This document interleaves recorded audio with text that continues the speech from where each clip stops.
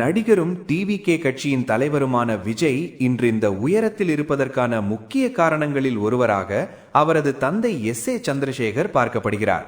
தன் மகனை சினிமாவில் உயர்ந்த நிலைக்கு கொண்டு செல்ல வேண்டும் என்ற ஒரே குறிக்கோளுடன் ஏ சந்திரசேகர் பல போராட்டங்களை சந்தித்தார். தனது இயக்கத்தில் உருவான படங்களிலேயே விஜயை ஹீரோவாக அறிமுகப்படுத்திய அவர் பின்னர் மகனுக்காக பலரிடமும் வாய்ப்புகள் கேட்டும் முயற்சித்தார். இந்த நிலையில் விஜயின் முன்னாள் பிஆர்ஓவான டி செல்வகுமார் ஒரு பேட்டியில் சில அதிர்ச்சியான தகவல்களை பகிர்ந்துள்ளார். அதில் ஒரு காதல் கதையை தயாரிக்க தயாரிப்பாளர் சௌத்ரி சார் தன்னை அணுகியதாகவும் அந்த கதையில் பிரசாந்த் நடிக்கலாம் என ஆரம்பத்தில் திட்டமிட்டிருந்ததாகவும் கூறுகிறார்.